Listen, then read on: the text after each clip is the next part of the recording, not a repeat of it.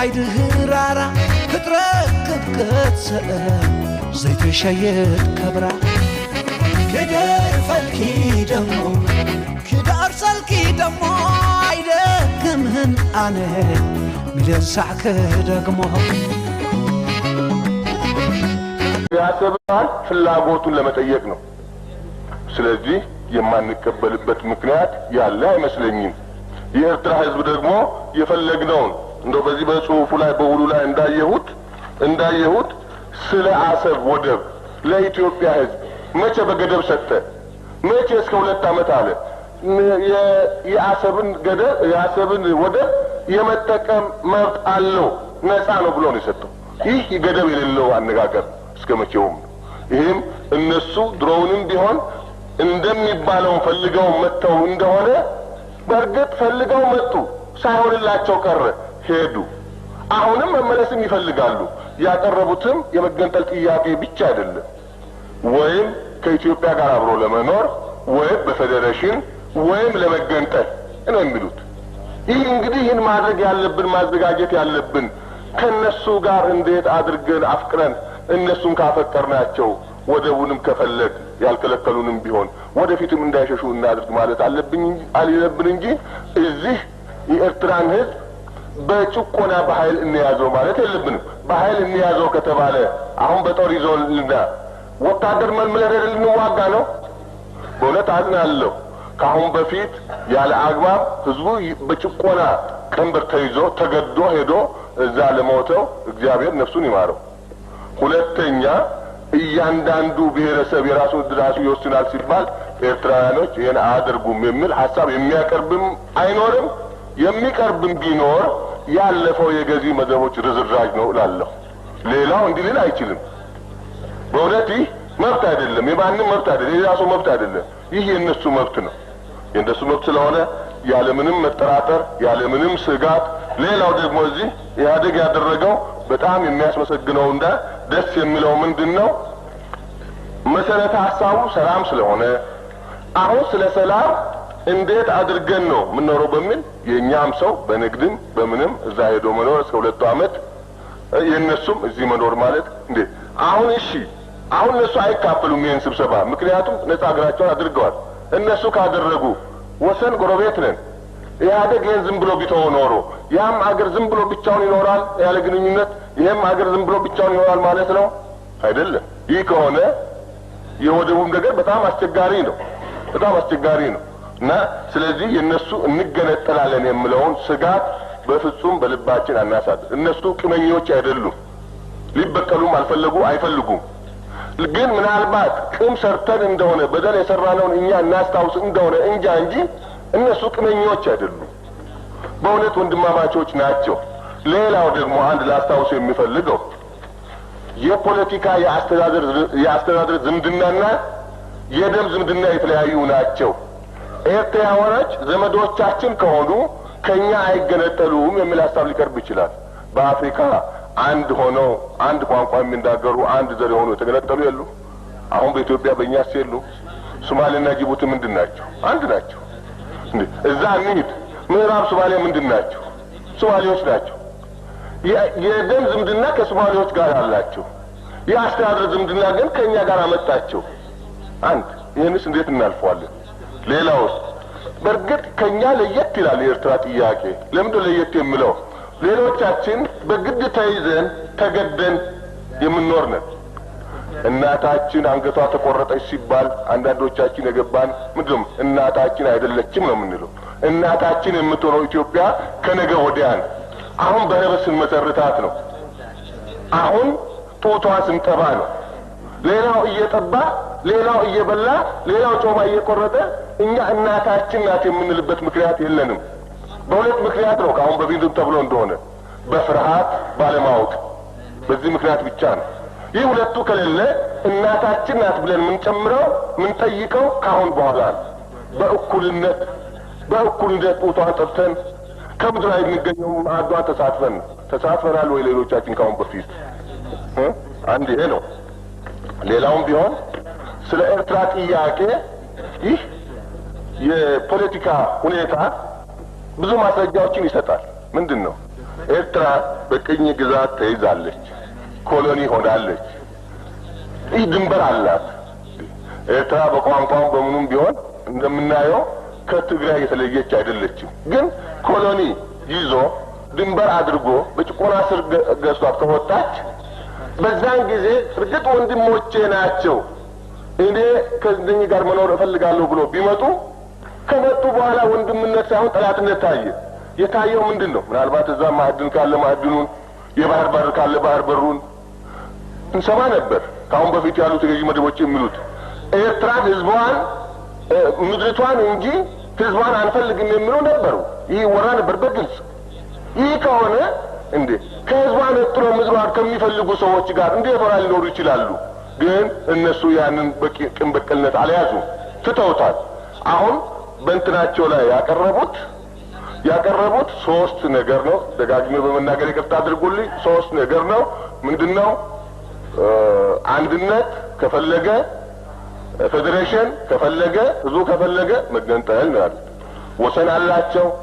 የአፍሪካ አንድ ድርጅትም እኮ የሚያምንበት በኮሎኒ በተያዘው በተከለለው ክልል ይጸናል ብሎ ወስኗል። ይህ ከወሰነ እነሱ ይህን ማስረጃ አላቸው። የትግል ዘመን ታሪክ ረዥምነት አላቸው። ይኸውም ሆኖ አዲስ ነገር የጠየቁት ነገር የለም። ክቡር ሊቀመንበሩ አንድ ነገር ብለዋል። እንዴ ለምን እንዘጋለን በራችን እኮ ከተዘጋ አንድ ነገር አለ ብሎ የሚሰብርብን ይመጣል ብለዋል። ትክክል ነው። አሁን ኤርትራን እኛ አትገነጠልም ብለን ብንል እንገነጠላለን ብለው በግድ ይነሳሉ።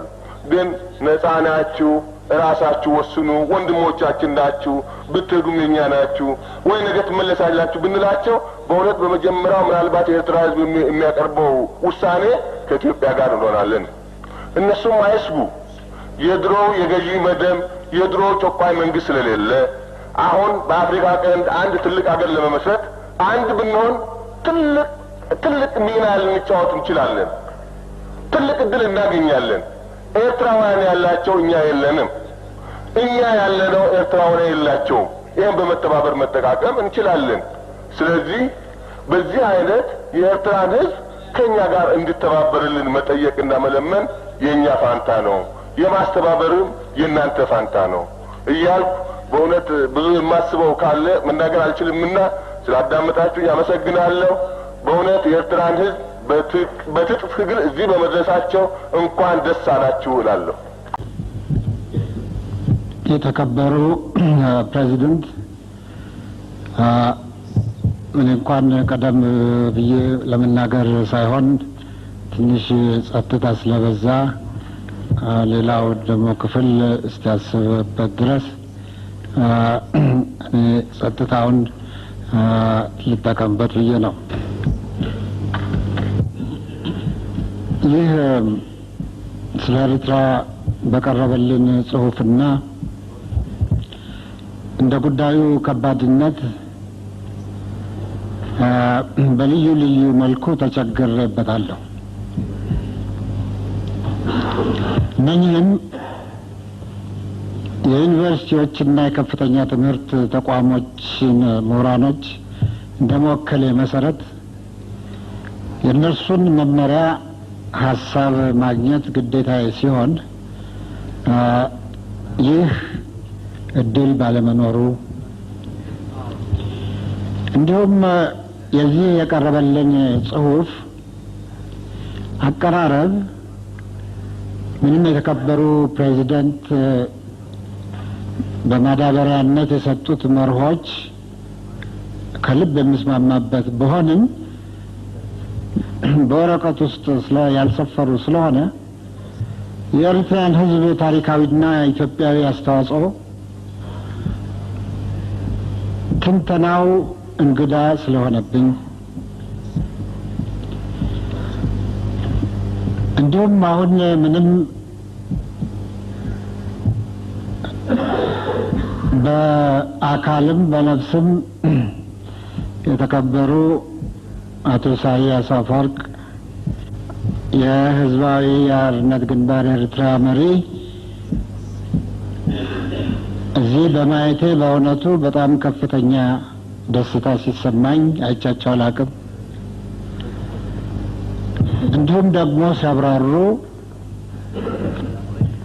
በእውነቱ ምን ያህል አንድነታችንን ሲያሳዩ ከአስተርጓሚው ከኤክስፐርቱ ከዶክተር በረከታብም በልጠው በማስተርጓሚ እየተባበሩ ሲያስተረጉሙ እና እንዲሁም አጠገብ ለአጠገብ ተቀምጠን ስንታይም ምን ያህል አንድ መሆናችንን ሁሉ ቢያረጋግጡልኝ በአንዳንድ ሁኔታው ደግሞ በተብራራ ውስጥ እንደገና ራሴ እንግዳ ስለሆነብኝ በክቡርነቶ ፈቃድ መሰረት በበኩሌ ትክክል ነው ብዬ የማምንበትን ሀሳብ እንዳቀርብ ይፈቀድልኝ። ምንም ኤርትራ በመባል ለ70 ዓመታት ያህል በቅኝ ገዢዎች ምክንያት በመክፈል በአንድ ሀገር ሁለት ህዝቦች ተደርገው ቢቆዩም በታሪክ በባህል ሃይማኖትና በደም በመተሳሰር ለረጅም ጊዜ በአንድ ህዝብነት የቆዩ መሆናቸው የታወቀ ስለሆነ ማስረጃ መፈለግ አይሻውም። እንዲሁም ከቅኝ ገዢዎች የተረፈችው የኢትዮጵያ አካል በጣሊያን ከመወረራም በፊት ሆነ በጊዜው እና በኋላም ከወንድሞቻቸው ጎን ተሰልፈው ለኢትዮጵያ ነጻነት በልዩ ልዩ መስክ የኤርትራ ህዝብ ያደረገው ከፍተኛ አስተዋጽኦ በደንብ መታወስ ይገባዋል። ሶስተኛ የኢትዮጵያና የኤርትራ ነጻ ከወጡ በኋላ ከጣሊያን ወረራ በኋላ ማለቴ ነው ኤርትራ በእንግሊዝ ሞግዚታዊ አስተዳደር እንደተጠቀሰው ስር ስትወድቅ በአንጻሩ ኢትዮጵያ ደግሞ በእንግሊዝ የበላይ ጠባቂነት ወይም ፕሮቴክቶሬት እንድትሆን ያጋጠማትን የፖለቲካ ተጽዕኖ በመከላከል ለዓመታት ከባድ የፖለቲካ ትግል ታካሄድ ነበር። ከዚህም በኋላ አራቱ ሀያላን መንግስታት በወቅቱ በጣሊያን ቅኝ ግዛቶች ጉዳይ እልባት ለመስጠት በተነጋገሩበት ወቅት የኤርትራ ጉዳይ በተባበሩ መንግስታት እንዲወስን ሲስማሙ በማንኛቸውም የውሳኔ ውጤት ኢትዮጵያ የባህር በር እንድታገኝ የስምምነታቸው መሰረት ነበር። አምስተኛ በተባበሩ መንግስታት ቻርተር መሰረት ይኸው ድርጅት ባከናወነው ድርጅታዊና ህጋዊ ስልቶች መሰረት የኤርትራ ህዝብ እስላሙን ክርስቲያኑን ከኢትዮጵያ ጋር ለመዋሃድ በከፍተኛ ድምፅ በመወሰኑ የታሪክ ሀቅ ነው። ሆኖም የተባበሩ መንግስታት ኤርትራን ከኢትዮጵያ ጋር በነበረው ሉዓላዊ መንግስት ስር በፌዴሬሽን እንድትዋሃድ ወሰነ። ከዚህ ውሳኔ በኋላ ጉዳዩ እንደማንኛቸውም በተባበሩ መንግስታት በቅኝ ግዛቶች ላይ የተወሰኑ ውሳኔዎች በቻርተሩና በህጉ መሰረት የመጨረሻ ውሳኔ ስለሆነ የተባበሩ መንግስታት እንደገና በጣልቃ ሊገቡበት የሚችሉበት ጉዳይ አይደለም። ድርጅቱ ማለት የተባበሩ መንግስታት ይህን ላድርግ ቢል እንኳ በዓለም አቀፍና በአፍሪካ አህጉር ከፍተኛ ችግሮችና ወይም ውዝግብ እንደሚፈጥር መዘንጋት የለብንም። ሆኖም ከፌዴሬሽኑ በኋላ አከራካሪ ጉዳይ ተብሎ የሚወሳው የውህደቱ ጉዳይ ብቻ ነው። ይህም ጉዳይ በሕግ ሊታይና ሊፈታ የሚችለው በኢትዮጵያ ሕዝብ ውሳኔ ብቻ ነው። ነገር ግን በወቅቱ እቃወማለሁ ብሎ በትግል የተነሳውና የታገለው ኢኤልኤፍ ሲሆን እርሱም በመሃላችን አይገኝም። ባለመጋበዙም ቅሬታ የተሰማ መሆኑን በቢቢሲ ከጥቂት ቀናት በፊት ሰምቻለሁ። በዚህ መሰረት በሌሎች የኢጣሊያ ቅኝ ግዛቶች እንደተወሰነ ሁሉ በኤርትራ የተወሰነው ውሳኔ በተባበሩ መንግስታት መስፈርቶችና ሕግ መሰረት ስለሆነ ውሳኔው የመጨረሻው ነው። ሌላ የሕዝብ ውሳኔ ሊካሄድ ይፈለጋል ከተባለ ይህ ሊካሄድ የሚችለው በሉዓላዊ የኢትዮጵያ መንግስት አስተናጋጅነት በኢትዮጵያ ሕዝብ ብቻ ነው። የተከበሩ ፕሬዚደንት፣ ይህ ጉባኤ የሽግግር መንግስቱን ለመመስረት የተዋቀረ ብቻ መሆኑንና የኢትዮጵያን ሕዝብ በምንም አይነት የማይወክል መሆኑን ደጋግመው አስገንዝበውናል። በዚህ መሰረት ይህ ጉባኤ በኢትዮጵያ ሕዝብ ስም ምንም ጉዳይ ሊወስን፣ ሊያግድ ወይም ሊሰርዝ አይችልም። ሆኖም የኢትዮጵያን የአሁኑን ተጨባጭ ሁናቴ በመመርኮዝ የወንድማማቾች ደም መፋሰስ የቆመ መሆኑን፣ አሁን የሰፈነውን የሰላምና የዲሞክራሲያዊ ሂደት መሰረት በማድረግ የኢህአዴግንና የህዝባዊ ግንባር ሓርነት ኤርትራን ልዩ ግንኙነት በመጠቀም ወንድማማችና እህትማማች የሆኑትን ህዝቦች መካከል የዘለቄታ ቅራኔ እንዲወገድ እና በኢትዮጵያዊነትና በይቅር እግዚአብሔር መሰረት በአስቸኳይ የሚስማሙበትን መንገድ መፈለግ የመሸጋገሪያው መንግስት ተቀዳሚ ተግባሩ እንዲሆን ጉባኤው እንዲያሳስብ ይህን ሀሳብ በአክብሮት አቀርባለሁ። ይህንን እድል ስለሰጡኝ ከልቤ አመሰግናለሁ።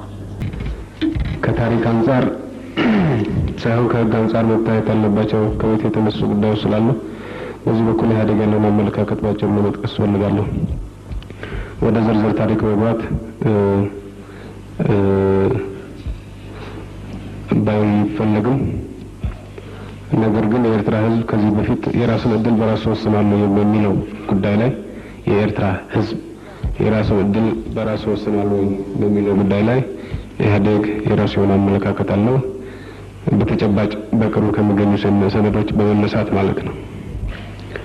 የሁለተኛ ዓለም ጦርነት ከተጨረሰ በኋላ የኢጣሊያ ቅኝ ግዛቶች የነበሩት ሊቢያ፣ ሶማሊያ እና ኤርትራ ጉዳያቸው አሸንፈው በወጡ ኃያላን መንግስታት ስምምነት እንዲወሰን ይህ ሳይሳካ ቢቀር ግን በተባበሩት መንግስታት እንዲወሰን በተባለው ስምምነት መሰረት ለኃያላን መንግስታት ቀርበው ኃያላን መንግስታት በጉዳያቸው ላይ ሊስማሙ ስላልቻሉ የኤርትራ ጉዳይ ለተባበሩት መንግስታት ቀርቧል።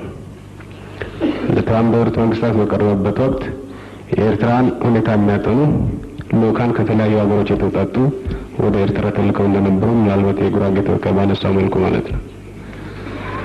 እነኚህ ተወካዮች የተለያዩ ታዋቂ ግለሰቦች፣ የሃይማኖት መሪዎች ወዘተ አግኝተው አነጋግረዋል። ከዚህ በመነሳት ለተባበሩት መንግስታት ሪፖርት አድርገዋል። የሁሉም ሪፖርት አንድ አይነት አልነበረም።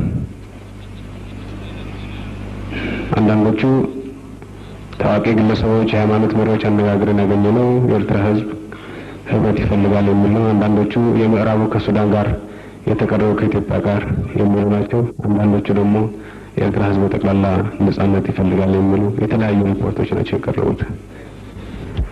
ቀርበውም ቢሆን ይሄ ጉዳይ በተባበሩት መንግስታት ውይይት ይካሄድበት በነበረበት ወቅት ያንን ሪፖርት መሰረት በማድረግ ውይይት ይካሄድበት በነበረበት ወቅት በርካታ አገሮች ቀደም ሲል እንደተገለጸው ይሄ በሪከርድ ይገኛል።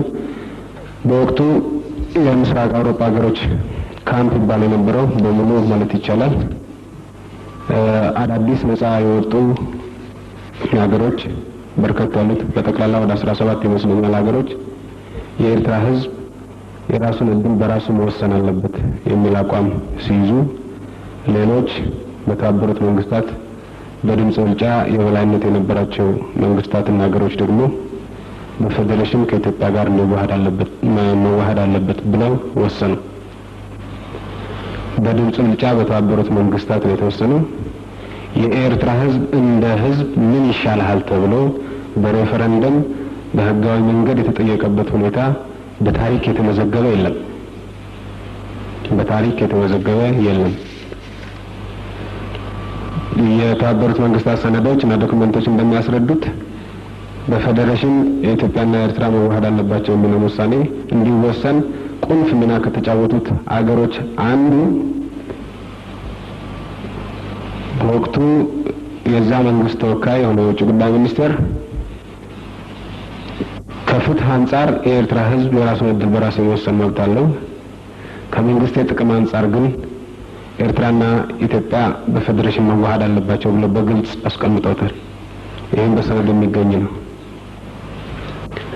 ይህ እንዳለ ሆኖ በኢህአዴግ ግምት የኤርትራ ህዝብ ከኢትዮጵያ ጋር በፌዴሬሽን እንዲዋሃድ በነጻ ፍላጎቱ ዓለም አቀፍ ቁጥጥር ባለበት እና በተለመደው ዓለም አቀፍ አሰራር ወስኗል ከዚህ በፊት የሚል በሰነድ የተደገፈ ህጋዊ ማረጋገጫ አለ የሚል እምነት የለንም።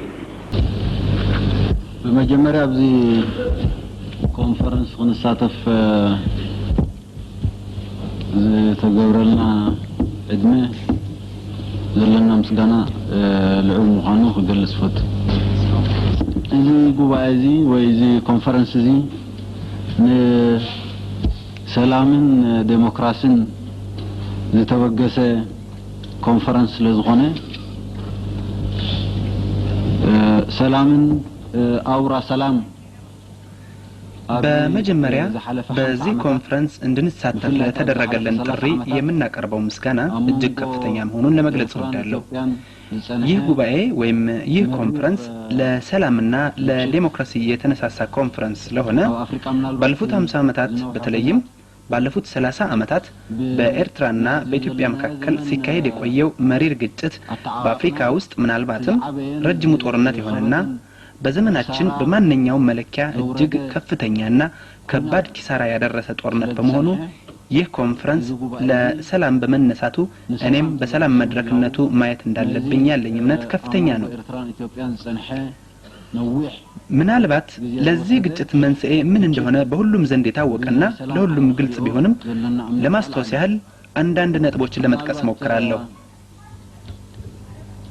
ናይዚ ግጭት ዝጠንቂ እንታይ ምዃኑ ንሁሉ ፍሉጥን ብሩህን እኳ እንተኾነ ሓደ መዘኻኸሪ ነጥብታት ክጠቅስ ክፍትህ ጦርነቱ በቀጣይነት እንዲካሄድ ለማስቻል ወይም ምክንያት ሆኖ እንዲወሰድ ለማድረግ ሲነገሩን የቆዩ ታሪኮችና ተረቶች እጅግ ብዙ ናቸው። ሲነገሩን ወደ ነበሩት ታሪኮችና ተረቶች መግባቱን ትተን የግጭቱ ዋና መንስኤ ምን እንደሆነ ለማብራራት ወደ ኋላ መለስ ብዬ ትክክለኛውን ታሪክ መጥቀስ የግድ ሊሆን ነው። የአገሮችና የህዝቦችን ታሪክ በመናወሳበት ጊዜ ቀኝ አገዛዝ ወደ አፍሪካ ከመጣበት ጊዜ ጀምሮ ያለውን ማለታችን መሆኑን ግምት ውስጥ ማስገባት ያስፈልጋል።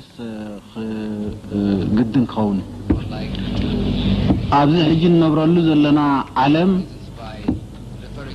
ብዛዕባ ሃገራትን ህዝብታትን ክንዛረብ ከለና ብፍላይ ከዓ ኣብ ኣፍሪቃ ብዛዕባ ታሪኽን ህዝብታትን ክንዛረብ ከለና ወይ ብዛዕባ ዶባት ክንዛረብ ከለና مسؤول بزعبا ግጭታት ክንዛረብ ከለና ካብ ምምጻእ ናይ መግዛእቲ ናብዚ ክፍለ ዓለም ዚ ዝጅምር ምዃኑ ባለንበት ዓለም በአፍሪካ በተለይም በአፍሪካ ቀንድ አሁን የምናውቃቸው ሀገሮች ሶማሊያ፣ ጅቡቲ፣ ኤርትራ፣ ኢትዮጵያ ወዘተ አሁን ያዙትን ክልል የግዛት ድንበር ይዘው እንደ ሀገሮች መታወቅ የጀመሩት በአካባቢው ቅኝ አገዛዝ ከመጣ ጊዜ ጀምሮ መሆኑና ይህ ሀቅ በታሪክ ስም የሚሰነዘረውን ተረትና ሀቀኛ ሀቅን ለመለየት በጣም አስፈላጊ ስለሆነ ይህንን ሀቅ እንደገና ለማረጋገጥ ፈልጋለሁ። በዚህ መልኩም የኤርትራ ህዝብ በ19ኛው ክፍለ ዘመን መጨረሻ አካባቢ በጣሊያን ቅኝ አገዛዝ ስር እንደዋለ ሁላችንም የምናውቀው ነው። የጣሊያን ቅኝ አገዛዝ በሁለተኛው የዓለም ጦርነት በተሸነፈበት ወቅት በኤርትራ የእንግሊዝ የሞግዚት አስተዳደር ተመስርቶ እንደነበረም የሚታወስ ነው። ሁላችንም የምናውቀው ነው። ሀቀኛ ፖለቲካን ታሪክና ይዝ ከባቢዚ መበገስ ዝኾነና እዚ መሰረታው ሐቅ ስለዝኾነ በሁለተኛው የዓለም ጦርነት የተሸነፈችው ኢጣሊያ ስታስተዳድራቸው የቆዩት ቅኝ ግዛቶች በሁለተኛው የዓለም ጦርነት መጨረሻ የራሳቸውን እድል በራሳቸው እንዲወስኑ ሲደረግ ከነዚህ ውስጥ አንዱ የሆነው የኤርትራ ጉዳይ ግን በተባበሩት መንግስታት ቀርቦ የኤርትራ ህዝብ የራሱን እድል በራሱ የመወሰን መብቱ ሳይከበረለት ፍላጎቱ ሳይጠየቅ በተባበሩት መንግስታት ተሳታፊ የነበሩ እንደ ሶቪየት ህብረት ያሉ ሀገሮችና ሌሎችም የኤርትራ ህዝብ የራሱን እድል በራሱ እንዲወስን ይፈቀድለት እያሉ ይከራከሩ በነበረበት ወቅት በሁለተኛው የዓለም ጦርነት አሸናፊ ሆነው የወጡት ኃይሎች ከራሳቸው ስትራቴጂያዊ ጥቅም አኳያ በመነሳት የኤርትራ ህዝብ ፍላጎቱን ሳይጠይቁ ኤርትራን በኢትዮጵያ ውስጥ ለነበረው ዘውዳዊ አገዛዝ እንደ ስጦታ በመስጠት የራሳቸውን ስትራቴጂያዊ ጥቅም ለማስጠበቅ በወሰኑት ውሳኔ ምክንያት ያው እስካሁን ድረስ በዚህ ምክንያት ይህ ሁኔታ ጦርነቱ አሁን ያለንበት ሁኔታ እንዲፈጠር ካደረጉ መሰረታዊ ምክንያቶች አንዱ መሆኑን ሊታወቅ ይገባል። ኣብ ሕቡራት ሀገራት ንገዛ ርእሱ አገዳሲ መርገጽ ዝነበሮም ከም ሶቪየትን ካልኦት መንግስታትን ንመሰል ህዝብ ኤርትራ ደው ኢሎም ኣብ ዝነበሩሉ እዋን ናይቲ እዋን ተዓዊቶም ዝመጹ ኃይልታት ንናታቶም ስትራቴጂያዊ ረብሓታት የገልግሉ ብዝበልዎ ግምታት ናይ ህዝብ ኤርትራ መሰል ረጊጾም ናይ ህዝብ ኤርትራ ድልየት ከይተሓተ ናታቶም ዕላማታት ዘገልግል ኣብዚ ሀገር ዚ ተመስረተ ንግስነት ንኤርትራ ከም ህያብ አቅሪቦም ንጉዳይ ህዝብ ኤርትራ ከሂዶም ወይ መሰል ህዝብ ኤርትራ ከሂዶም ነዚ ሕጂ እንዛረበሉ ዘለና ነዊሕ ዓመታት ዝኸደ ኩናት ዘምፁ ምዃኖውን ሓደ ካፍቲ መሰረታዊ ጠንቅታት ናይዚ ግጭት እዚ ምዃኑ ክርስዕ ይግባእ። ኣብዚ ምናልባት ንታሪክ ደጊመ ከረጋግጾ ዝደሊ ጉዳይና ረጊጾም መሰልና ጥሒሶም ኣብ ከምዚ ዝኣመሰለ ኩነታት ከእትውና ዘገደዱ ኃይልታት ናይዚ ዝሓለፈ ዓሰርተታት ዓመታት ነዊሕ ኩናትን ክሳርኡን የኤርትራና የኢትዮጵያ ግጭት በኤርትራና በኢትዮጵያ መካከል የተፈጠረ ግጭት ሳይሆን በፍትህና በዓለም ህብረተሰብ ፊት የኤርትራ ህዝብ የራሱን እድል በራሱ የመወሰን ጥያቄ መሆኑ መዘንጋት የለበትም። ይህም ምናልባት መንስኤ የሆነው ካለፉት 40 ዓመታት ውስጥ 10 ዓመታት የኤርትራ ህዝብ ከፍላጎቱ ውጪ በፌዴራላዊ ቁርኝት ተሳስረው በነበረበት ወቅት በእስር ቤቶች እየተጨፈጨፈ በየገበያው ቦታና በያውራ መንገዱ እየተጣለ ለኡካኑን ለዓለም ህብረተሰብ እየላካ ቤቱታውን ባሰማበት ወቅት ጆሮውን የሚለግሰው ኃይል ባለማግኘቱ በመጨረሻም በኃይል የተጫነበት የግዳጅ ፌዴራላዊ ቁርኝት በይፋና በአዋጅ ተበጥሶ ሌላ አማራጭ ባለመገኘቱ የትጥቅን ትግል እንደ አንድና የመፍትሄ መንገድ አድርጎ ይወስድ ዘንድ የግድ ነበር።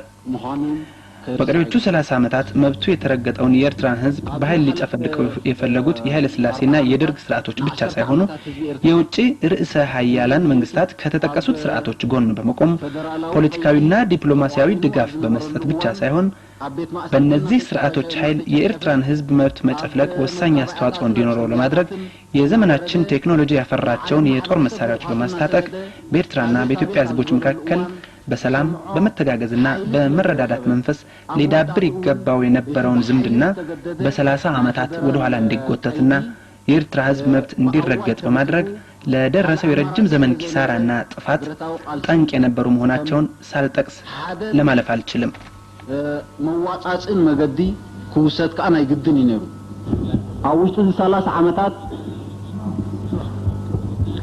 እቲ መሰል ተረጊጹ በኃይሊ ከጭፍለቅ ስለተደልየ ናይ ኃይለ ስላሴ ናይ ደርግን ስርዓት ራይ ዘይኮኑ ናይ ደጋ ኃይልታት ርእስ ሓያላን ኣብ ጎኒ ዞም ስርዓታት ዚኣቶም ናይ ፖለቲካን ናይ ዲፕሎማሲን ደገፍ መሃጥ ራይ ዘይኮነ ኃይሊ ናይዚ ስርዓታት እዚ ኣብ ምጭፍላቅ መሰል ህዝቢ ኤርትራ ወሳነ ከም ዝኸውን ምግባር ኩሉ ኣብዚ ዘለና ዘመን ዘምጽኦ ወይ ኣብ ዘለና ዘመን ቴክኖሎጂ ዘምጽኦ ኣጽዋር እናዕጠቑ ነዚ ኣብ መንጎ ህዝቢ ኤርትራን ህዝቢ ኢትዮጵያን بسلام بمتحققاز بمرددا كمعبل زنبرو زمدنا مثلاث عامة دحريت قوتيتهم بأصوارمين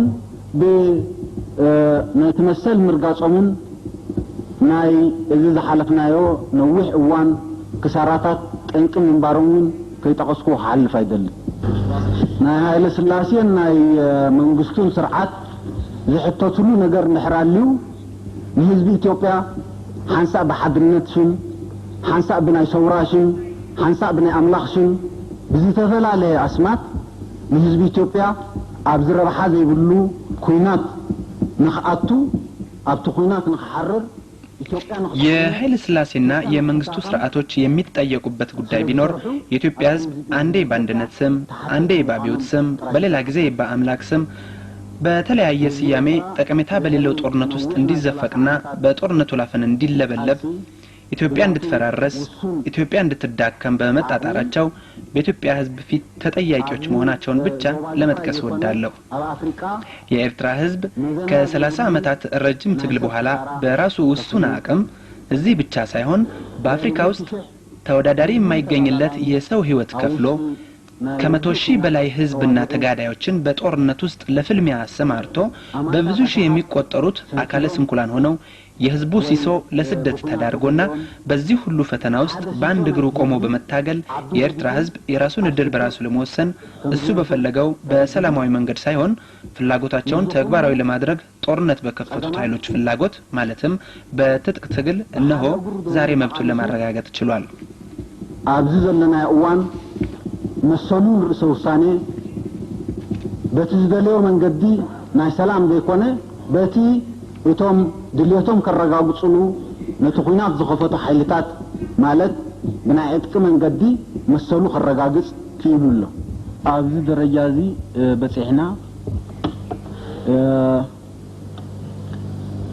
እቲ ምርጫ እንታይ እዩ እቲ ሕቶ ከናውሕ አይደልን ኣብዚ እዋን እዚ በዚ አጋጣሚ እዚ እዚ ጉባኤ ንሰላምን ዲሞክራሲን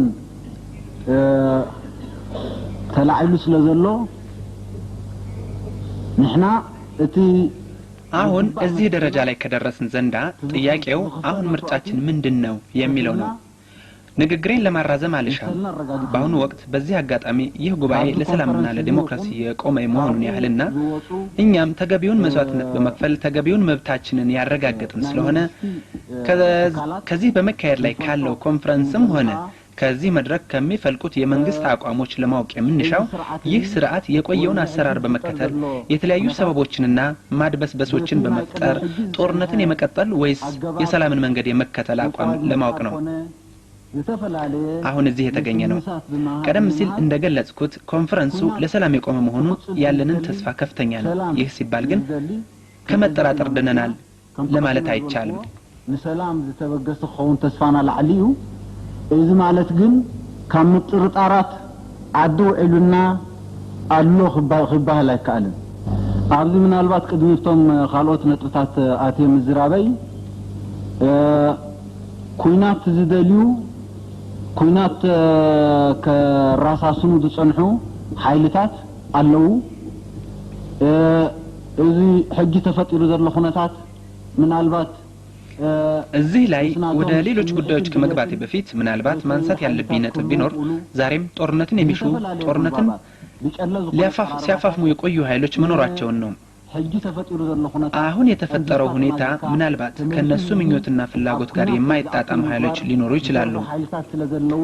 በተለያዩ ሽፋኖችና በማራኪ አቀራረቦች አሁን ያለውን ሁኔታ ጠማዘው ህዝቡን ደግሞ ዳግም ጦርነት ውስጥ ለመማገድ የሚፍጨረጨሩ ኃይሎች ስላሉና የነዚህም ኃይሎች መኖርና ማንነታቸውንም ስለምናውቅ በዚህ ኮንፈረንስ ላይ ያለን እምነት ከፍተኛ ቢሆንም እንኳን ጥርጣሬ እንዳለን ሳልጠቅስ ማለፍ አልሻም። አሞንጎ እዚ ሕጂ ተፈጢሩ ዘሎ ኩነታት ንሓዋሩ ኣብ ናይ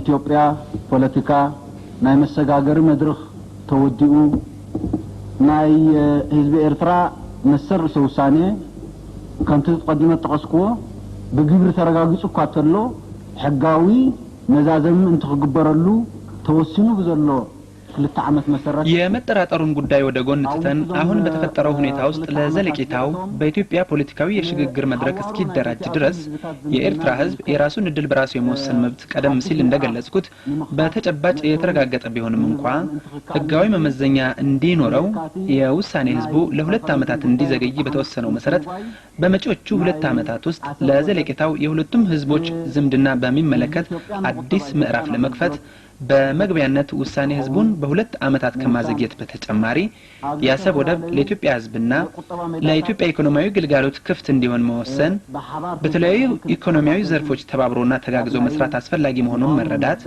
ከረጅምና መራራ ትግል እንዲሁም መስዋዕትነት በኋላ የተጨበጡትን የሁለቱም ህዝቦች ድሎችን በተለያየ መንገድ ለማደናቀፍና ለማዳከም የተሰለፉ ኃይሎች ሊኖሩ ስለሚችሉ የሁለቱንም ህዝቦች ጥቅሞች ለመጠበቅ የጸጥታ ጥበቃ ስምምነት ማድረግ አስፈላጊ መሆኑ የታወቀ ስለሆነ ከነዚህ ጉዳዮችም ሌላ ባለፉት ጊዜያት የነበሩትን የከረረ የጥላቻ ታሪክ ለማለዘብና ለመፈወስ የጋራ ስራን ስለሚጠይቅ በበኩላችን ቀደም ሲልም ስናቀርበው የቆየነውንና አሁንም ለዚህ ኮንፈረንስ በመናቀርበው ጽሁፍ ላይ የተዘረዘሩ ስለሆነ አሁን ደግሜ ለማረጋገጥ የምፈልገው ከእንግዲህ ዝምድናችን እንዴት ይጠናከር በሚለው ላይ ያተኮረ መሆኑን ስገልጽ በሁለቱም መንግስታትና ህዝቦች መካከል የሚኖረው መተጋገዝና መረዳዳት ለማጠናከር በእኛ በኩል አስፈላጊውን ጥረት ሁሉ ለማድረግ ዝግጁ መሆናችንን እያረጋገጥኩ በእኔም ይሁን በህዝባዊ ግንባር የልኡካን ቡድን አባላት በኩል መብራራት ያለባቸውን ጥያቄዎች ለመመለስ የተዘጋጀ መሆናችንን በመግለጽ እዚህ ላይ ንግግሬን እቋጫለሁ።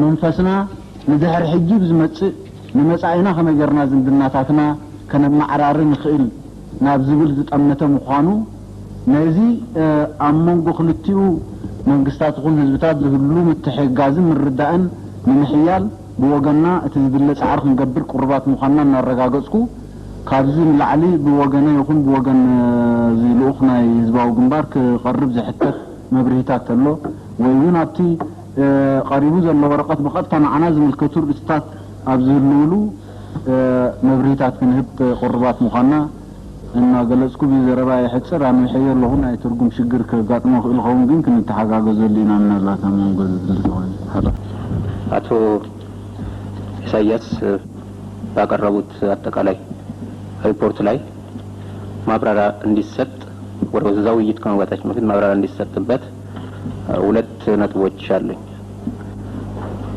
በርግጥ በተከታታይ ባለፉት 3 ቀናት በተሰበሰብንበት ጊዜ በአጠቃላይ በአገራችን በብሔሮችና ብሔረሰቦች ይደረግ የነበረውን ፖለቲካዊ ተጽዕኖ እና ጭቆና፣ ኢኮኖሚያዊ ብዝበዛና ጭቆና፣ የባህል ጭቆና፣ ብሔሮችና ብሔረሰቦች በራሳቸው ቋንቋ ታሪካቸው እንዲያፍሩ በደረገበት ስርዓት ውስጥ ትምህርትና ሌላም ልማት ተከልክሎ ከአፍሪካ ብሎም ከታዳጊ ሀገሮች የመጨረሻውን ጭራ ይዞ እንዲገኝ የደረገ ህብረተሰብ ነው። በዚህ መሰረት በዚህ ታሪካዊ ስብሰባ ላይ ይህን ሁሉ አስቀያሚ ገጽታዎችን ሁሉ አስወግደን በአዲስ ጎዳና ሄደን ብሔሮችና ብሔረሰቦች በአጠቃላይ በዚህ ግዛት ክልል ያለው ህብረተሰብ ሁሉ በወንድማማችነትና በተዋናችነት ወደ አዲሱ ምዕራፍና በዲሞክራሲና በእኩልነት ቅራኔዎች ቀርተው መቃቃሮችን ቀርተው በሚያስችል ሁኔታ አዲስ ስርዓት ለመዘርጋት የተሰበሰበ መሆኑን ለሁላችንም ግልጽ ነው። ይሁን እንጂ አንዳንድ መሰረታዊ የሆኑ ሀቆችንም ደግሞ ከታሪክ አንጻር ታሪክ ምስክር ነውና መረሳት የሌለባቸው ብዙ ጉዳዮች ይኖራሉ። አንደኛ የኢትዮጵያን ታሪክን በተመለከተ የቀረበው አስተያየት አለ። ሁለተኛ ደግሞ ስለ ኤርትራ ፌዴሬሽን የተባበሩት መንግስታት በመጀመሪያው 1950ዎች መጀመሪያ ላይ ስለወሰደው ሐሳብ በቀረቡት ሐሳቦች ላይ ማብራሪያ ጠይቃለሁ። አንደኛ የኢትዮጵያ አንድ ኤንቲቲ እንደ አንድ ራሱ የቻለ አንድ መንግስት አካል ሆኖ የታየው እንደ ሌሎቹ እንደ ጅቡቲ፣ ሶማሊያ ወይም ጎረቤት ሱዳን ሀገሮች የአውሮፓ ቅኝ ገዢዎች ወደ አፍሪካ ከመጡ በኋላ በተመሳሳይ ደረጃ ላይ የተቀመጠ መሰለኝ። ኢትዮጵያ በተለያየ ታሪክ ውስጥ አንዴ አቢሲኒያ አንዴ ኢትዮጵያ እየተባለ ወይም የአበሻ ሀገር እየተባለ በተለያየ ወቅት ረዘም ያለ ታሪክ የነበረው ይሄውም የታሪክ ቁንጮ ግንባሩ ከሰሜን ኢትዮጵያ እንደው አፈ ታሪኩን እንተውና ከአክሱም ዘመነ መንግስት ከአንደኛ ምዕተ ዓመት ከዛ በኋላ በወቅቱ የነበሩት መንግስታት ከውጭ ባለው ተጽዕኖ ከራሳቸው ካለው ወታደራዊና አስተዳደራዊ ድክመት አንዴ ሲፈራረሱ ከቦታ ወደ ቦታ በሚዘዋወሩበት ጊዜ እንደነበረ አይ ቲንክ ይሄን በታሪክ ውስጥ ተመዝግቦ የሚገኝ ነው። በወቅቱ የነበረውን ታሪክ ደግሞ የጻፉት ኢትዮጵያኖች ሳይሆኑ በአብዛኛው የተለያዩ ሀገሮች የመጡ የውጭ ታሪከኞች ናቸው። በዚህ ጊዜ ትክክለኛ ኢትዮጵያዊ የሚባለው በወቅቱ ወይም አበሻ ይባል የነበረው ከማንኛውም ዛሬ ኢትዮጵያዊ ከምንለው በማንኛውም ክልል ካለው ህዝብ የበለጠ የሰሜን ኢትዮጵያ ህዝብ ነው። ዛሬ በደቡብ በምስራቅና በምዕራብ አንዳንድ ዳር ሀገሮች ያሉት ኢትዮጵያኖች ናቸው ብለን አሁን ባለው ጂኦግራፊካል ፓራሜትር ከዚህ ከመቶ ዓመት ወዲህ እንደተባለው ከአፄ ምኒልክ ዘመነ መንግስት ካለው ጊዜ ውስጥ ካለው ኢትዮጵያዊ ነው የምንለው። ነገር ግን በዘር በታሪክና በአምሳል በባህል በብዙ ነገሮች ሁሉ ኢትዮጵያዊ ነኝ ብሎ መናገር የሚችለው መጀመሪያው የሰሜን ኢትዮጵያ ህዝብ ነው እንጂ ሌላው አይደለም። ይሄን ሀቅ እያለ ከዛ በኋላ በርግጥ ከአፄ ምኒልክ ዘመነ መንግስት ወዲህ ዛሬ ኢትዮጵያ የምንለው የጂኦግራፊ ዴፊኒሽን ነው እንጂ በርግጥ ኢትዮጵያ የሚባል አሰች በባህልና በቋንቋም የአንድ ህዝብ ስያሜ አይደለም። ያ መሆኑ ከታወቀ ዛሬ ኢትዮጵያ ስያሜ የምንለውን ይሄ ዛሬ ከመቶ ዓመት ወዲህ ያለውን ሳይሆን በርግጥ የራሱ ኮንቲኒቲና ለውጦች ነበሩት። ይህ መሆኑ ከታወቀ አቶ ኢሳያስ ባቀረቡት ሪፖርት ላይ የኢትዮጵያ ታሪክ ከመቶ ዓመት ወዲህ ነው የሚለውና ቀደም ሲል ከነበረው የታሪክ ማስረጃነት ካለው በምን አይነት ሁኔታ ተለይቶ ከሌሎቹ አዲስ ከተፈጠሩ ኤንቲቲዎች አፍሪካ ሀገሮች ጋር ሊወዳደር እንደቻለ ይህ በትክክል ማስረጃ እንዲሰጡበት ጠይቃለሁ። ይካለኝ የራሴን የታሪክ ዕውቀትና ትንሽ አዲስ ነገር ስለሆነብኝ በዚህ በኩል ማስረጃ ፈልጋለሁ። በሌላ በኩል ደግሞ ቀደም ሲል ጣሊያን ኤርትራን በቅኝ ግዛት ከመያዟ በፊት ስለነበረው የዘር ግንድ የታሪክ የቋንቋና ሌሎችን በዝርዝር ማስረዳቱ በዚህ ወቅት አስፈላጊ አይደለም። ይሁን እንጂ 50 ዓመት በጣሊያን ቅኝ ግዛት 10 ዓመት ደግሞ በእንግሊዞች ወታደራዊ አስተዳደር ከቆየ በኋላ የተባበሩት መንግስታት በወቅቱ 5 አባላት ያሉበት ነፃ ሀገሮች ወይም ገለልተኛ ሀገሮችን ወደዚህ አካባቢ ደርሰው የህዝቡን ስሜትና አስተሳሰብ በወቅቱ ደግሞ በተለያየ ምክንያት በሃይማኖት ድርጅቶች እና የፖለቲካ ድርጅቶች ህዝቡን እንወክላለን ራሳችንን እንወክለው ህዝብ አለን ብለው በቀረቡት የፖለቲካ ድርጅቶች አስተሳሰብና አቋም መርምረው ከተመለሱ በኋላ በሰጡት ውሳኔ መሰረት የተባበሩት መንግስታት እነዚህኛ ውሳኔዎችን ሁለተኛ ደግሞ ቀደም ሲል የጣሊያን ቅኝ ግዛት ወደዛ ከመምጣቱ በፊት ከነበረው ታሪካዊና ህዝባዊ ኢኮኖሚያዊ መተሳሰርና ሌሎችም ግንዛቤዎች ውስጥ በማስገባት በድምጽ ብልጫ ሶስቱ ከኢትዮጵያ ጋር በፌደራል ስታተስ ልትቀላቀል ወይም ልትተሳሰር ትችላለች በሚል ሌሎቹ ለየት አቋም በመውሰድ የአብዛኛው ድምጽ ከፍ ስላለ ያደረገው ውህደት መሰለኝ። እርግጥ ከዛ በኋላ ያለ ስላሴ አስተዳደር ቀጥሎም ደግሞ ወታደራዊ አምባገነን የመንግስቱ አስተዳደር በክልሉ እንደ ሌሎች የኢትዮጵያ ህዝቦች ላይ ያደረገው ወታደራዊ ፖለቲካዊና ኢኮኖሚያዊ ተጽዕኖች የባህል ረገጣዎችና ተጽዕኖች ይህ አለ የሚባል ነገር አይደለም። ከዛ በኋላ የነበረው ሁሉ ከማንም እንደማንኛውም የኢትዮጵያ ህዝብ የኤርትራ ህዝብ በከፍተኛ ጭቆናን ስር እንደነበረ ሁላችንም የሚያሳዝንና አብረንም ስንታገልበት የነበረን ነው ትግሉንም ስንደግፈው ነበር ስለዚህ በዚህ በኩል ያለ ፍላጎቱ የተባበሩት መንግስታት በራሱ ሰዎች አማካይነት የህዝቡን ድምጽ ሳይሰማ ውሳኔ ተላልፎ ፌደራሊዝም ወይ የፌደራል ስታተስ አስተዳደር ውስጥ እንዲውል ተደርጓል በሚሉት ሁለት ነጥቦች ላይ ማብራሪያ እቀበላለሁ ኣብ ታሪኽ ተዛዕበየ ጸገም ህዝብታት ተዓሻሸው እዮም ደይናቶም ታሪኽ ጽሑፉ ኢትዮጵያ 3000 ዓመት ታሪኽ እንብሉ 3000 ቤን ክመጽሞ ወላ 3000 ዓመት ጌርና ከም ሃገር ተበልካኸ ክሳዕ ሕጂ በይጸኒሕካ ድብለካ ይትረክብና express myself and be brief in dealing with the issues raised. I, on the beginning of my speech, mentioned one basic fact, and that was our position to evade history and historical facts should be taken note of because we have been told, and I think there is a lot of controversy on what is written in books of history in this country. I don't want to go into the controversies about what is true and what is not true.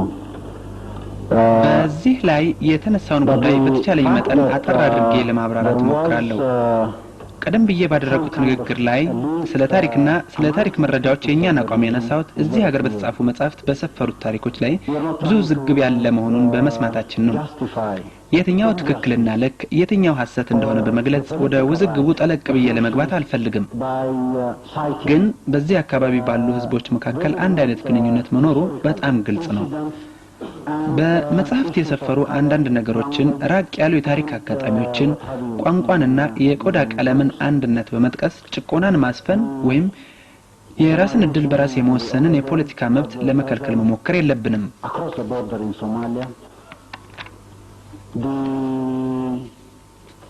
Oromos and other nationalities of the south and southwest have their brother across the border in Kenya the nations and nationalities or national groups and ethnic groups on the western borders of Ethiopia have their brother across the border in the Sudan.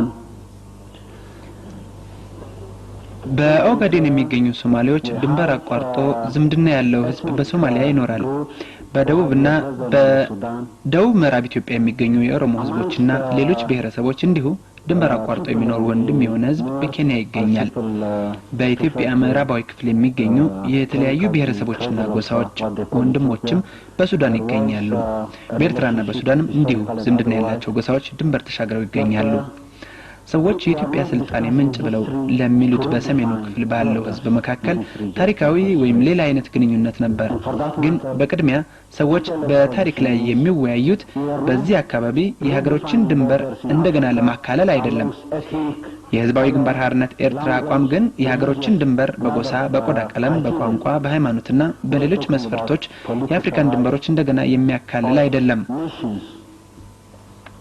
and political rights of nations that were formed when we talk I don't want to go into the academic argument about the meaning of nations nationalities and others but in case one needs to talk about the Eritrean question we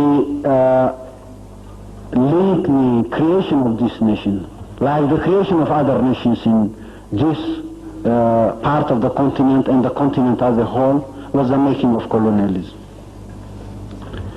እኛ የምንናገረው ስለ ብሔራዊ የፖለቲካ መብትና በሀገርነት ስለተመሰረቱት ብሔሮች የፖለቲካ መብት ነው ስለ ብሔር ብሔረሰብና ሌሎችም ትርጉም ወይም ፍቺ ክርክር መክፈት አልፈልግም ይሁንና ስለ ኤርትራ ጥያቄ ማንሳት ካስፈለገ በክፍለ አህጉራችን በተለይም በመንገኝበት በዚህ የአህጉራችን ክፍል የሀገሮችን ምስረታ የምናያይዘውና የምናየው የቀኝ አገዛዝ ስራ እንደሆነ ነው ስለ ታሪክ ስንናገር አቢሲኒያ የሚባለው የሰሜን ኢትዮጵያ ክፍልና ኤርትራ ኢትዮጵያ ነበር ብለው የሚያምኑ ከሆነ ካርታው እንደገና ይሳልና ለዓለም ህብረተሰብ ይቀርብ የአቢሲኒያ አካል አልነበሩም የሚሉትን ሁሉ ያስወግዱና በአፍሪካ ቀንድና በጠቅላላው ክፍለ አህጉሩ ስለ ሌላ አዲስ ሀገርና አዲስ ድንበር ነው ወያይ ግን የኛ የግጭት ታሪክ የኛ እንደ ሀገር መቆም የሚጀምረው ከቅኝ አገዛዝ ነው። ያሳዝናል፣ ግን ሐቁና ታሪኩ ይሄው ነው። We believe history in the context of the politics we are discussing now is irrelevant. If there is a wish and insistence that we talk in terms of history to solve the politics of the day, I don't think that would lead to solving any problems. It will contribute to more and more of complications in the present political situation. ይህን ያነሳውትና ጫና ያደረኩበት እኛን ተክተው ሌሎች ታሪካችንን እንዲጽፉ እንደማንፈልግ ለማሳወቅ ነው። እኛ ስንመለከት አሁን በዚህ ላይ ታሪክን ማንሳት ከምንወያይበት የፖለቲካ ጉዳይ ጋር አላስፈላጊና ግንኙነት የሌለው ነው። የጊዜውን የፖለቲካ ችግር ለመፍታት ታሪክን የማጣቀስ ፍላጎትና ግፊት ካለ ይህ በምንም አይነት ችግሩን ይፈታል ብዬ አላምንም። ይልቁንም ያለውን የፖለቲካ ሁኔታ ይበልጥ ያወሳስበዋል። በሁለተኛ ደረጃ ለአብራራ የምፈልገው እዚህ የተነሳ ነጥብ ከሁለተኛው የዓለም ጦርነት በኋላ ባለው ታሪክ ፌዴሬሽን ስለሚባለውና የኤርትራ ህዝብ እንዴት እንደተወሰደ ነው። Given the circumstances of terror and political intrigues, was for independence and hard facts, historical facts. I'm not going into the detail of the technicalities, how the UN Commission came to Eritrea and decided on imposing a referendum in Eritrea. It's documented, it's there for everybody to see, and there is no need of distorting facts. የኤርትራ ህዝብ ሽብርና የፖለቲካ ሻጥር ቢኖርም ነጻነት ይፈልግ እንደነበር የማይካድ ሐቅና የማይፋቂ ታሪክ ሐቅ ነው። የተባበሩት መንግስታት ኮሚሽን በኤርትራ ህዝብ ላይ ውሳኔ ህዝብ እንዳያደርግ እንዴት እንደጫነበት ወደ ዝርዝሩ አልገባም። ይህ በመዝገብ የሚገኝ ነገር ስለሆነ ማንም ሊያየው ስለሚችል ይህንን ሐቅ ማጣመም አስፈላጊ አይደለም። እዚህ ላይ ጥያቄው የኤርትራ ህዝብ የራሱን እድል የመወሰን መብት የራሱ ብቻ መሆኑንና የራስን እድል በራስ የመወሰን የኤርትራ ህዝብ መብት ብቻ መሆኑንና በህዝቡ ምትክ ማንም ሊወስንለት እንደማይችል ነው። በተባበሩት መንግስታት ውሳኔ የኤርትራ ህዝብ ፍላጎት በህግ ተግባራዊ ሆኗል የሚሉ ካሉ ይህ አልተደረገም። ጥያቄው የተመለሰው ህዝቡ ሐሳቡን ሳይሰጥበት ነው። ምክንያቱም ቀደም ብዬ እንደተናገርኩት ውሳኔ የተወሰነው በቀዝቃዛው ጦርነት ወቅት ወይም ከሁለተኛው የዓለም ጦርነት በኋላ በአፍሪካ ቀንድና በዓለም የነበረውን የስትራቴጂያዊ ጥቅም ለማሟላት ሲባል ነው። After Second World War period in the whole and in the world at large. So the fact that the population was not consulted on its right and destiny, and the findings even, which prove that all political groups within the alliance of the independence bloc represented or representing more than 75% of the population were trampled upon and their voices were not heard, and ሐቁ እንግዲህ ህዝቡ በመብቱና በወደፊት እጣው ላይ ሐሳብ እንዲሰጥ አልተደረገም። ነጻነትን የሚፈልጉት ፓርቲዎች 75 ከመቶ የሚሆነውን ህዝብ እንደሚወክሉ የተጠናው ጥናት ተረግጦ ድምጻቸው ታፍኖ ውሳኔ የተወሰደው በኃይል ነው። እነዚህ የታሪክ ሐቆች ተመዝግበው የሚገኙና ሊታዩ የሚችሉ ናቸው። በዚህ የታሪክ ሐቆች ላይ ገለጻ ማድረግ አስፈላጊ አይመስለኝም። እንደገና በአጽንኦት ልናገር የሚፈልገው ግን ህዝቡ እንዳልመከረና እንዳልዘከረ ማንም ሊወስንለት መብት እንደሌለውና የፖለቲካ መብቶቻችንንና የራሳችንን እድል ራሳችንን ለመወሰን ያለን መብት ስናነሳ እናንተ ይህንን መሰረታዊ መብታችንን እንድታውቁልን ለመማጸን አስበን ወይም ተስፋ አድርገን አይደለም።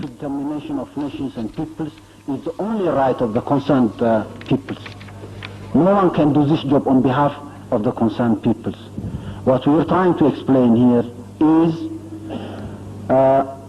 history partly, which is relevant. የሚባለው የሰሜን ኢትዮጵያ ክፍልና ኤርትራ ኢትዮጵያ ነበር ብለው የሚያምኑ ከሆነ ካርታው እንደገና ይሳልና ለዓለም ህብረተሰብ ይቀርብ። In the context of the politics we are discussing now is irrelevant.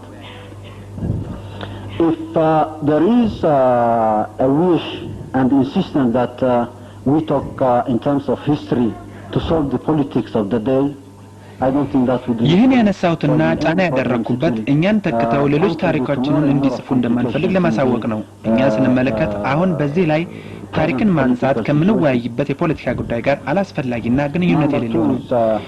የጊዜውን የፖለቲካ ችግር ለመፍታት ታሪክን የማጣቀስ ፍላጎትና ግፊት ካለ ይህ በምንም አይነት ችግሩን ይፈታል ብዬ አላምንም። ይልቁንም ያለውን የፖለቲካ ሁኔታ ይበልጥ ያወሳስበዋል።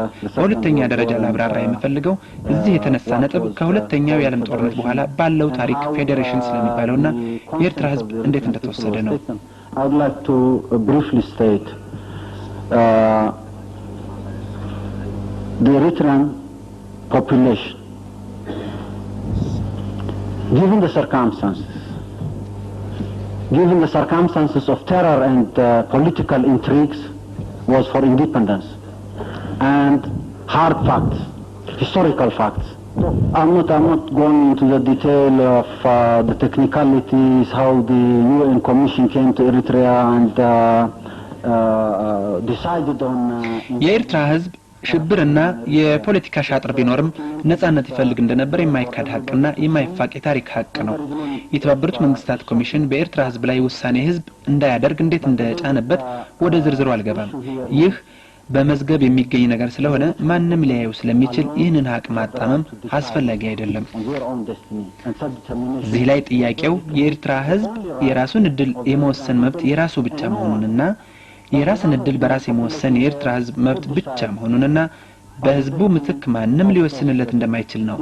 በተባበሩት መንግስታት ውሳኔ የኤርትራ ህዝብ ፍላጎት በህግ ተግባራዊ ይሆናል የሚሉ ካሉ ይህ አልተደረገም። ጥያቄው የተመለሰው ህዝብ ሐሳቡን ሳይሰጥበት ነው። ምክንያቱም ቀደም ብዬ እንደተናገርኩት ውሳኔው የተወሰነው በቀዝቃዛው ጦርነት ወቅት ወይም ከሁለተኛው የዓለም ጦርነት በኋላ በአፍሪካ ቀንድና በዓለም የነበረውን የስትራቴጂካዊ ጥቅም ለማሟላት ሲባል ነው። Of the Cold War period or the after Second World War period in the whole and in the world at large. So the fact that the population was not consulted on its right and destiny, and the findings even, which prove that all political groups within the alliance of the independence bloc represented or representing more than 75% of the population were trampled upon. ሐቁ እንግዲህ ህዝቡ በመብቱና በወደፊት እጣው ላይ ሐሳብ እንዲሰጥ አልተደረገም። ነጻነትን የሚፈልጉት ፓርቲዎች 75% የሚሆነውን ህዝብ እንደሚወክሉ የተጠናው ጥናት ተረግጦ ድምጻቸው ታፍኖ ውሳኔው የተወሰደው በኃይል ነው። እነዚህ የታሪክ ሐቆች ተመዝግበው የሚገኙና ሊታዩ የሚችሉ ናቸው። በዚህ የታሪክ ሐቆች ላይ ገለጻ ማድረግ አስፈላጊ አይመስለኝም። እንደገና በአጽንኦት ልናገር የሚፈልገው ግን ህዝቡ እንዳልመከረና እንዳልዘከረ ማንም ሊወስንለት መብት እንደሌለውና የፖለቲካ መብቶቻችንና የራሳችንን እድል ራሳችንን ለመወሰን ያለንን መብት ስናነሳ እናንተ ይህንን መሰረታዊ መብታችንን እንድታውቁልን ለመማጸን አስበን ወይም ተስፋ አድርገን አይደለም። Self-determination of nations and peoples is the only right of the concerned peoples. No one can do this job on behalf of the concerned peoples. What we are trying to explain here is history partly, which is relevant to the formation of this nation. የራሱን እድል በራስ መወሰን የሚመለከተው ህዝብ ብቻ መብት ነው። ይህንን ጉዳይ ማንም ይሁን ምን የሚመለከተውን ህዝብ ተክቶ ሊያስፈጽም አይችልም። እዚህ ላይ ለማስረዳት የሞከርነው የዚህችን ሀገር ምስረታ የሚመለከት ታሪክና ከውጭ የተጫኑ መፍትሄዎች ታሪክ ጉዳዩን እንዳወሳሰበውና ችግሩን በጦር ኃይል ወደ መፍታት እንዳመራው ነው። እንደገና ልናገር የምፈልገው የራሱን እድል በራሱ የመወሰን ብቸኛና ግለኛ መብት ያለው የኤርትራ ህዝብ ብቻ መሆኑን ነው። ማንም ህዝቡን ተክቶ እድላቸውን ሊወስን አይችልም። ከየትኛውም አቅጣጫ ከዓለም አቀፍ ድርጅቶች እንኳን በኤርትራ ህዝብ ላይ የራሱን ሐሳብና ምኞት ለመጫን ፍላጎት ካለ ይህ ተቀባይነት አይኖረውም። ምክንያቱም ህጋዊና ፍትሃዊ ስላልሆነ ነው። From any quarter, even international organizations trying to impose their will and wish upon the Eritrean population, they are categorically rejected because they are not legal and they are not just. When we come to talk about the resolution of the problem here now, I would like to remind those who want to go into academic discussions about history, fiction, myth, ስለ ችግሩ መፍትሄ ስንነጋገር ወደ ምሁራዊ ውይይት በማዘንበል ስለ ታሪክ፣ አፈ ታሪክ፣ ፈጠራና የተለያዩ መጽሐፍት በማንሳት ስለዚህ ክፍለ አህጉር ወደ ምሁራዊ ውይይት የሚጋብዙንን ላስታውስ የምፈልገው እንዲህ አይነት ውይይት ስፍራው በዩኒቨርሲቲዎች፣ ትምህርት ቤቶችና ሌሎች የጥናት አካባቢዎች መሆኑን ነው። እዚህ መነጋገር ያለብን ስራ ወቅቱ የፖለቲካ ስለ ችግሩ መንስኤና ስለ ወቅቱ የፖለቲካ ስለ ችግሩ መንስኤና መፍትሄ ግጭቱ ከቶ በምን አይነት የተሻለ አይነተኛ አማራጭ መፈታት እንደሚችል መፈለግ ነው። በድጋሚ ለማከርና ላሳስብ የሚፈልገው በፊት ለፊታችን በተጋረጠው የፖለቲካ ጉዳይ ላይ እንድናተኩርና ካለፉት የጦርነት የጥፋት አመታት ታሪክ የምንላቀቅበትን መንገድ መፈለግ ነው። And my advice again is let's focus on this political issue in front of us and try to find a way out of the history of wars and destruction of the past few decades. Thank you, Mr. Chairman.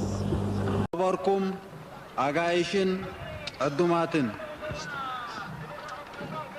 Nazi qaddamay tsimbil harnatna khatadmugun ኣብ ሓጎስናን ብርሃንናን ንኽትሳተፉ ዕድሜና ኣኽቢርኩም ምምጻእኩም ልባዊ ምስጋና እናቕረብኩ ንህዝቢ ኤርትራን ፈተውቱን እንቋዕ ኣብዚ ኣብፅሓና ክብል ኣፍቅዱለይ።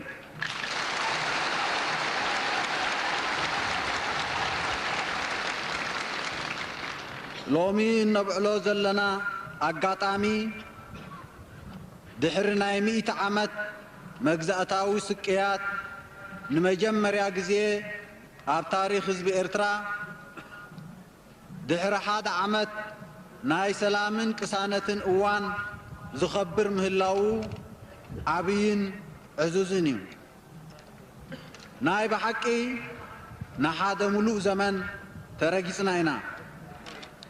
ክሳብ 1941 ን50 ዓመታት تحت مجزأتي إيطاليا أبجزء مريتنا قانوتن تحت سبن كوينا أحلفنا يو دحر خلق كوينا تعلم نعسر تتات عمتات مثلنا نرسو الثانية ناتسنتن كنركب زقباء أب تحت مجزأة إنجليز كابنات سنتنا تغلفنا مريرنا بوليتيكا وديتن شبران عنوتن اوانا حالفنا اب تحت دحورات جزات اثيوبيا ببارنت كنقرن تبين لنا ايتم بركخنان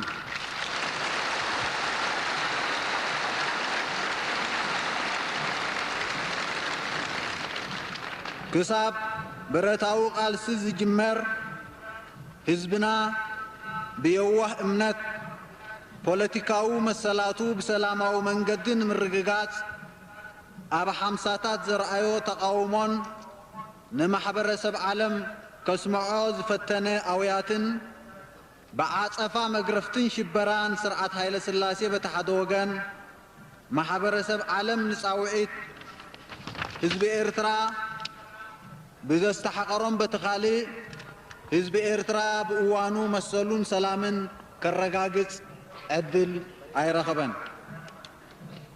ህዝቢ ኤርትራ ግን ኣይተሓለለን። ብዓጸፋ መግረፍትን ስቅያትን ኮነ ናይ ዓለም ምስትሕቃር መሰላቱ ንምርግጋጽ ካልእ ኣማራጺታት ስለ ዝተዓጽዎ ጠበንጃ ኸልዕል ተገዲዱ ናብ ዕጥቃዊ ቃልሱ ኣብ ምእታው ን30 ዓመታት ብዘይ ምስልካይ መዳርግቲ ዘይብሉ ቃርሲ ኣካይዱ ሓርነቱ ከምዚ ጭብጥ ኮይኑ እዩ።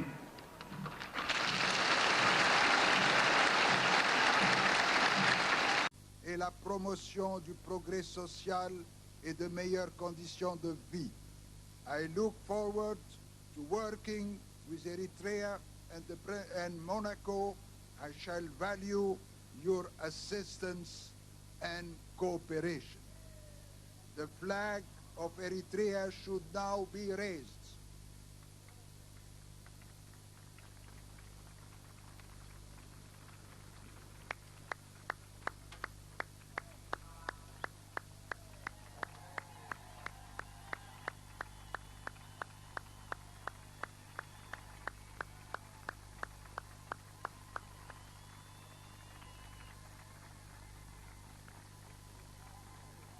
hisser le ህዝቢ ኤርትራ ባዕሉ ብገዛ ቅልጽሙ እዩ ዘውዲ ደፊኡ ዝርከብ ዘሎ እግዚአብሔር ከ ባሪኹሉ እዩ እሞ ነዛ ዘውዲ እዚኣ ዝትንክያ ወይሉ